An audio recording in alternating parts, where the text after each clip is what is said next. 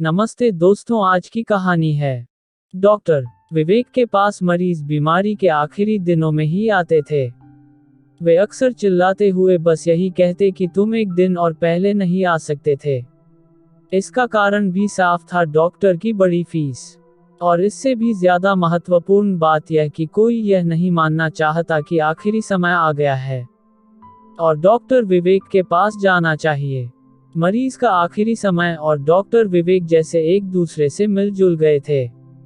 इसी वजह के कारण लोग उनसे डरने भी लगे थे। इस तरह जब यह महापुरुष मरीज के सामने प्रकट होते, तब इस पार या उस पार निर्णय तुरंत करना होता था। अब कोई हीलावाली या चालबाजी काम नहीं आती थी। बहुत समय से डॉक्टरी करने के कारण उनमें एक गंभीर अनुभव का गुण भी आ गया था। इस कारण उनकी राय की कद्र भी की जाती थी। अब वे राय देने वाले डॉक्टर मात्र न रहकर फैसला सुनाने वाले जज बन गए थे। उनके शब्दों पर मरीज की जिंदगी निर्भर रहने लगी थी। लेकिन डॉक्टर साहब इन सब से परेशान नहीं होते थे। वे नहीं मानते थे कि मीठे शब्द बोलकर जिंदगी बचाई जा सकती है। वे नहीं सोचते थे कि झूठ बोलकर दिलासा देना उनका कर्तव्य है, जबकि प्रकृति कुछ ही घंटों में फैसला सुना देगी। लेकिन जब भी उन्हें उम्मीद की कोई जरा सी भी किरण नजर आती, तो वे कमर कसकर मैदान में उतर पड़ते। और चाहे जितने घंटे या दिन भी लग जाएं, वे सब कुछ भूलकर मरीज को यमराज के पंजे से छुड़ा लाने के प्रयत्न में लग जाते। आज एक मरीज के सिरहाने खड़े उन्हें खुद को दिलासा देने वाले ऐसे लोगों की जरूरत महसूस हो रही थी, जो झूठ बोलकर भी उन्हें आश्वासन दे सकें। रुमाल निकालकर उन्होंने माथे से पसीना पोंछा और मरीज के पास चुपचाप कुर्सी पर बैठ गए। बिस्तर पर उनका जिगरी दोस्त राघव पड़ा था। उनकी दोस्ती 40 साल पुरानी थी, जो स्कूल से शुरू हुई थी। अब परिवार और काम धंधे की बातों को लेकर उनका मिलना जुलना काफी कम हो गया था, पर प्यार में कमी नहीं आई थी। इतवार के दिन शाम को अक्सर राघव उनके पास पहुंच जाता और अस्पताल के एक कोने में चुपचाप बैठा प्रतीक्षा करता रहता कि डॉक्टर साहब कब खाली होते हैं। फिर दोनों साथ खाना खाते, फिल्म भी देखते और देश दुनिया की जमकर बातें करते। यह उनकी स्थायी मित्रता थी और इसमें वक्त और हालात का कोई असर नहीं पड़ा था। अपनी व्यस्तता के कारण डॉक्टर विवेक ने इस बात पर ध्यान नहीं दिया था कि अजय पिछले 3 महीने से उनसे मिलने नहीं आया है।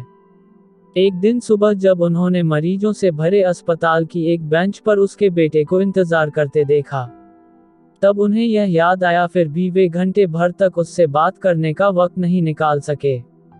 इसके बाद जब वे ऑपरेशन रूम जाने के लिए उठे तो उसके पास जाकर बोले, क्यों आए हो बेटे? लड़का झेंपता हुआ धीरे से बोला, माँ ने भेजा है।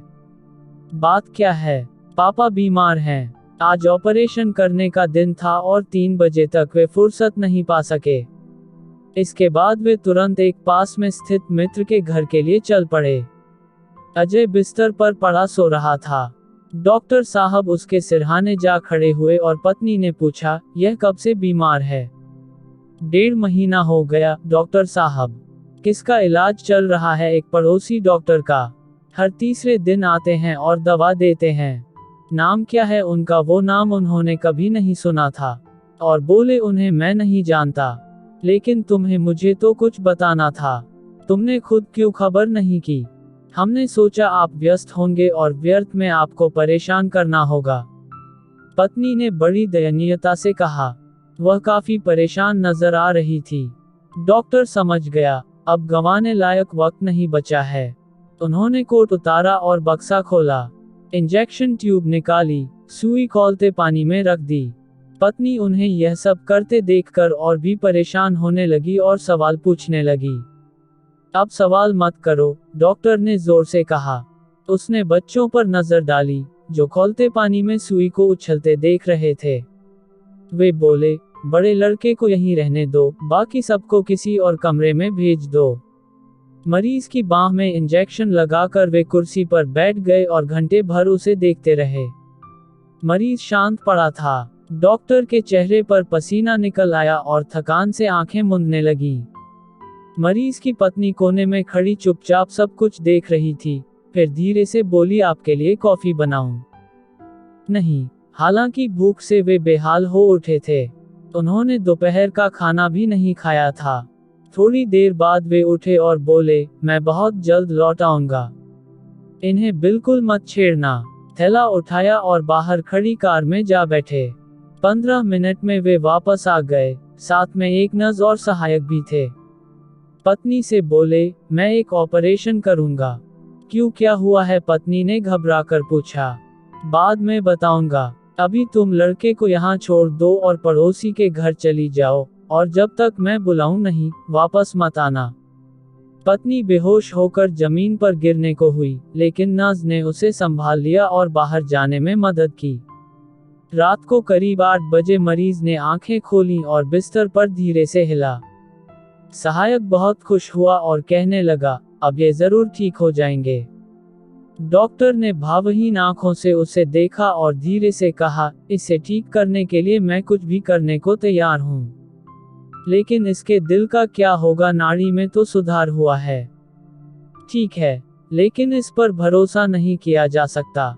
ऐसे मामलों में शुरू में हल्का सुधार दिखाई देता है, लेकिन वह टिकता नहीं है। वह झूठा साबित होता है। फिर थोड़ी देर सोचते रहकर बोले, अगर नाड़ी सवेरे 8 बजे तक चलती रहती है, तो यह अगले 40 बरस तक चलती रहेगी। लेकिन मुझे शक है कि रात को 2 बजे के बाद भी यह इसी तरह चलती रहेगी। इसके बाद उन्होंने सहायक को वापस भेजा दिया और मरीज के पास बैठ गए। 11 बजे के करीब मरीज ने फिर आंखें खोलीं और डॉक्टर की ओर देखकर मुस्कुराया। उसमें हल्का सुधार हुआ था और उसने कुछ खाना भी खाया।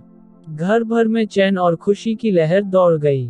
सब डॉक्टर के पास आ खड़े हुए और अपना धन्यवाद प्रकट करने लगे। लेकिन वे चुप बैठे मरीज की ओर देखते रहे। लगता था कि वे किसी की बात सुन नहीं रहे हैं।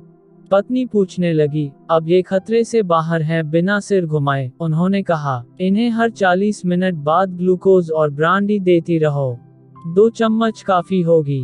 पत्नी रसोई घर में चली गई। वह बेचैन हो रही थी। वह चाहती थी कि जो भी सच्चाई हो, अच्छी या बुरी, उसे पता चल जाए। डॉक्टर साहब कुछ स्पष्ट क्यों नहीं बता रहे? दुविधा उसके लिए असहनीय होती जा रही थी। शायद वे मरीज के ही सामने कुछ न कहना चाहते हों। इसलिए रसोई के दरवाजे से उसने उन्हें इशारे से बुलाया। वे चले गए तो उसने पूछा, अब ये कैसे हैं? बच तो जाएंगे। डॉक्टर ने होठ काटे और जमीन की ओर देखते हुए धीरे से कहा, अपने पर काबू रखो। इस वक्त कोई सवाल मत करो। भय से पत्नी की आंखें फैल गई। उसने उनके हाथ कसकर पकड़ लिए और कहने लगी, मुझे आप सच बता दीजिए, इस वक्त मैं तुमसे बात नहीं करूंगा। यह कहकर वे कुर्सी पर जाकर फिर बैठ गए। पत्नी ने चीख कर रोना शुरू कर दिया। आवाज सुनकर मरीज ने चौंक कर आंखें खोलीं और देखने लगा कि क्या बात है। डॉक्टर साहब फिर उठे, रसोई की ओर गए और दरवाजा बाहर से बंद कर कुंडी चढ़ा दी, जिससे आवाज बाहर निकलने से रुक गई।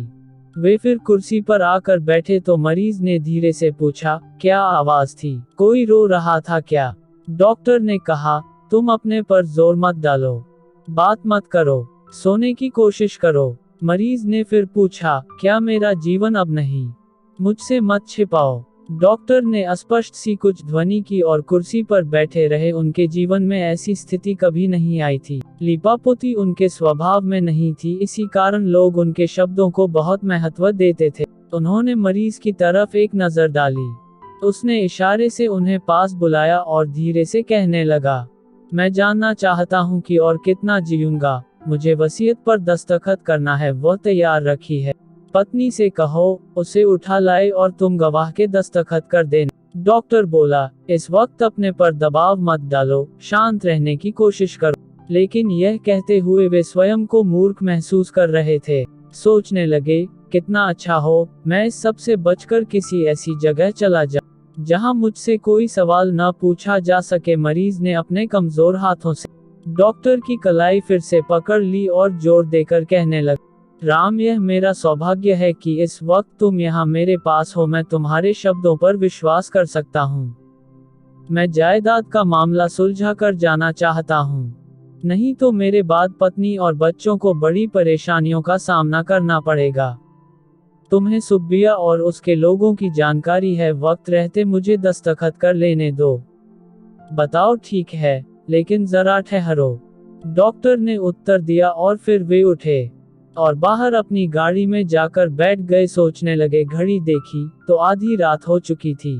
वसीयत पर दस्तखत होने हैं तो 2 घंटे में हो जाना चाहिए, नहीं तो वे संपत्ति के बारे में जिम्मेदार नहीं होना चाहते थे। घर की समस्याओं का उन्हें अच्छी तरह ज्ञान था और सुब्बिया तथा उसके लोगों की भी उन्हें सही जानकारी थी। लेकिन इस वक्त वे क्या कर सकते थे? अगर वे वसीयत पर दस्तखत करने की सुविधा उसे दे देते हैं तो यह उसकी मौत का परवाना भी हो सकता था, क्योंकि इसके कारण जीवित रहने की उसकी कोशिश एकदम खत्म हो जाएगी। वे गाड़ी से निकले और घर की ओर चल पड़े, फिर कुर्सी पर जाकर बैठ गए। मरीज बराबर उनको देखे जा रहा था। डॉक्टर ने खुद से कहा, अगर मेरे शब्द इसे बचा सकते हैं तो इसे मरना नहीं चाहिए। वसीयत की फिर क्यों जरूरत है? वे बोले, सुनो अजय, यह पहली दफा वे अपने मरीज के सामने नाटक करने जा रहे थे। झूठ बोलकर जीवन जीने की उसकी इच्छा जगाने मरीज के ऊपर झुककर वे जरा ज्यादा जोर देकर बोले, तुम वसीयत की फिक्र मत करो, तुम जियोगे, तुम्हारा दिल बहुत मजबूत है। यह सुनते ही मरीज के चेहरे पर चमक आ गई। अतुल की सांस भरकर उसने कहा, तुम कह रहे हो यह तुम्हारे मुंह से निकली बात जरूर सच होगी? डॉक्टर ने कहा, हाँ मैं कह रहा हूँ, तुम हर क्षण ठीक हो रहे हो। अब सो जाओ, गहरी नींद में सो जाओ, मन से सब परेशानियां निकाल दो, मैं सवेरे तुमसे मिलूंगा। मरीज ने कृतज्ञ भाव से डॉक्टर की ओर देखा और फिर आंखें बंद कर लीं। डॉक्टर ने अपना बैग उठाया और धीरे से दरवाजा बंद करके बाहर निकल गए। घर जाते हुए रास्ते में वह अस्पताल में रुके, सहायक को बुलाया और बोले, तुम उस रूम वाले मरीज के पास चले जाओ, दवा की एक ट्यूब साथ ले जाना, अब किसी भी क्षण वह जा सकता है। कष्ट ज्यादा हो तो यह ट्यूब दे देना, जल्दी करो, जाओ। दूसरे दिन 10 बजे वह फिर वहां पहुंच गए। कार से निकलते ही मरीज के कमरे की ओर तेजी से गए। मरीज जाग रहा था और ठीक दिख रहा था। सहायक ने बताया कि नब्ज सही चल रही है। उसने स्टेथोस्कोप मरीज के दिल पर रखा, कुछ देर सुना और पत्नी से बोला, देवी अब खुश हो जाओ, तुम्हारा पति 90 साल तक जिंदा रहेगा। अस्पताल लौटते हुए सहायक ने डॉक्टर से पूछा, सर क्या वे जीवित रहेंगे? अब मैं शर्त लगाकर कह सकता हूं कि अजय 90 साल तक जिंदा रहेगा, लेकिन मेरे लिए हमेशा यह पहेली बनी रहेगी कि वह यह हमला कैसे झेल गया। आज की कहानी में बस इतना ही। तो दोस्तों, कल फिर मिलते हैं एक और नई कहानी के साथ। कहानी सुनने के लिए आपको बहुत बहुत धन्यवाद।